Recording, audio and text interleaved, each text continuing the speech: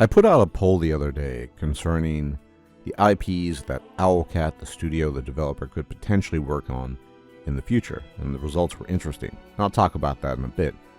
But I made that poll because in the last 2 or 3 years, Owlcat has become one of my favorite developers out there, and almost exclusively for one singular reason, Wrath of the Righteous, and to a lesser extent, Kingmaker. And I like Owlcat so much that I bought Rogue Trader, even though I'm not really into Warhammer 40k, only played it about an hour or so, and maybe one day I'll return to it, but I bought it because I want to support the studio. They've been great with the amount of attention they've devoted to Wrath of the Righteous. It is easily one of my favorite games of all time. The element of fantasy and the sheer epicness of that game is just mind-boggling. I really just love it.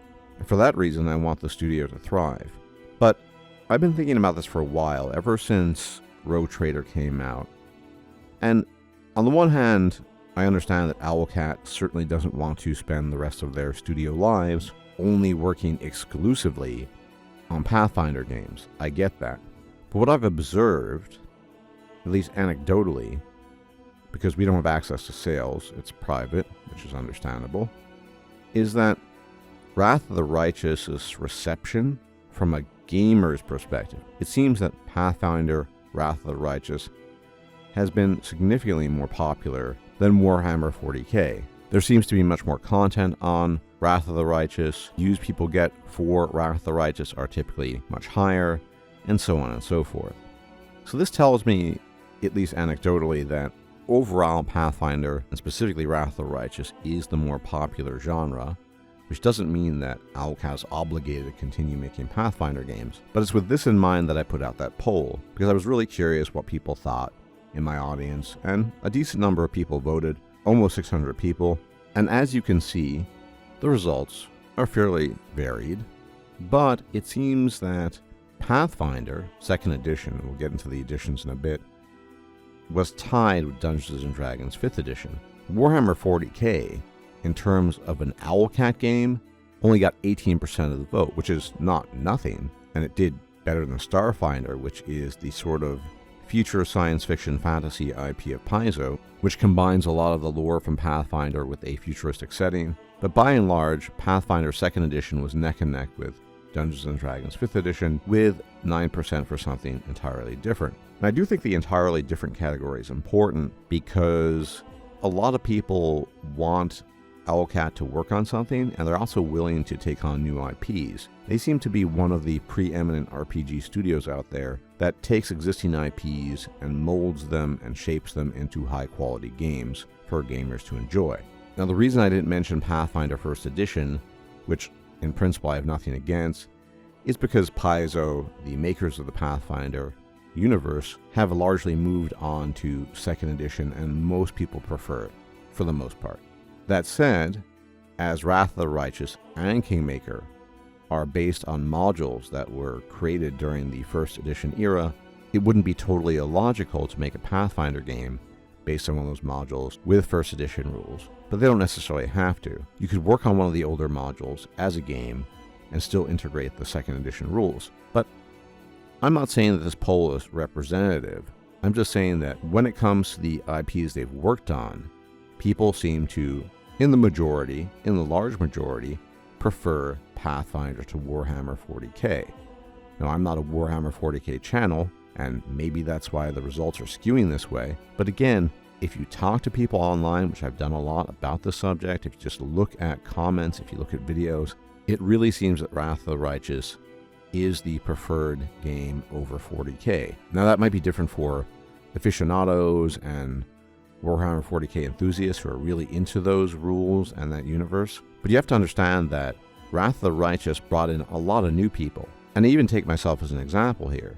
For many years, I followed off and on the lore of Pathfinder, not to the same degree as Dungeons & Dragons. I go way back with that, almost 40 years. But basically, since they're breaking away from Wizards of the Coast and making their own IP, I basically followed the lore on and off. But my interest in Pathfinder CRPGs was awakened by Wrath of the Righteous, which I then used retrospectively to get back into Kingmaker, which I initially had issues with. But if I were Owlcat, one of several reasons I might be hesitant to make a Pathfinder game in the future is because, as I mentioned, of the sheer epicness of Wrath of the Righteous.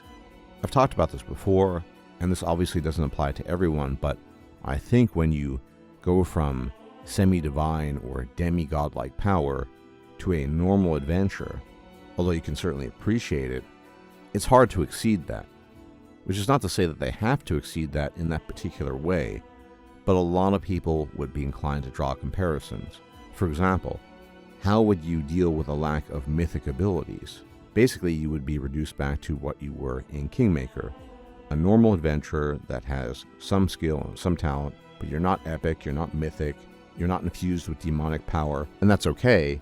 It's just very hard to compare that feeling to the feeling of a normal adventure. Of course, that doesn't mean that you couldn't create an epic adventure with other elements. It just means that it would be very difficult. Personally, I would be open to anything. I would prefer 2nd edition, and whether or not they decide to integrate 2nd edition rules into a 1st edition adventure path or some combination of the above, it wouldn't matter to me. I'm just very, very keen on more Pathfinder content, regardless of whether or not it meets the epic meter of Wrath of the Righteous. Now, as you could see in the poll, a full 30%, tied with Pathfinder 2nd edition, voted for Dungeons & Dragons 5th edition. And I can't help but think that that's partially due to the influence of Baldur's Gate 3. And let's be really honest here. Larian did a fantastic job of integrating 5th edition rules into a game, because 5th edition is, to the minds of many, pretty lackluster. It's not amazing. My personal favorite edition has been, probably will always be, edition 3.5, i.e. the rules of Pathfinder. I just find them much more convincing, they're more interesting, they allow for more things to be done, but a lot of people did vote for that, and it's understandable. Okay, what's the problem with this, apart from 5th edition and related issues? Well, the issue is very simple. Owlcat needs to receive a license from Paizo in order to make Pathfinder games, and apparently they have a friendly, good working relationship to this day, so praise the gods for that. But if Owlcat actually wanted to make a Dungeons & Dragons game, they would have to go to Wizards of the Coast and ask for a license. And by now we all know how Wizards of the Coast operates, we know how their owner Hasbro operates, and I just don't see Owlcat thinking, yeah, I really want to work with a company like Wizards of the Coast after they've had this really great relationship with Paizo, number one, but also two, Owlcat aren't idiots. They've seen what Wizards of the Coast has done, and they've seen how they treated their own employees, and I'm not so sure they would be keen on that. Now, to be fair, I would absolutely love some kind of Dungeons & Dragons game made by Owlcat, isometric with the same style using the Unity engine, just like they did for Pathfinder, but in the Forgotten Realms, for example. And if Owlcat were to do that, for the love of the gods, not the Sword Coast. Please stop making games in the Sword Coast. It is so bloody boring. I would take a Forgotten Realms game in any other area, just not the Sword Coast. Please, maybe the Moonsea, maybe the Unapproachable East, Thay, Agrelond, whatever, just something different. But the Wizards of the Coast issue is a real obstacle here, and we have to be realistic about that. And finally, Owlcat might just be tired of doing constant stuff in that realm. Meaning they're tired of working on things that are Pathfinder related or Dungeons & Dragons related or whatever, which is why in part they decided to make the game Rogue Trader, because it was an opportunity to do something very different. So this is a lot to consider, there are a lot of things to think about here, but for my part, I would primarily prefer a game using 2nd edition Pathfinder rules, using whatever adventure path they deem suitable. There are a lot of interesting ones out there. I haven't named any explicitly because I might want to do a second video talking about specific adventure paths. But for my part, I have very little interest in 40k. I might end up playing it from start to finish at some point in time. Anyway, I've already seen the poll results, but if you want to add more input, let me know what you think. I'd be very interested in seeing your comments. What would you like them to work on? Look forward to seeing those comments. As always, thank you for tuning in. If you like my content, you can leave a like, share, comment, and subscribe. It really helps out the channel. It's appreciated. I'll check you out next time. Take care.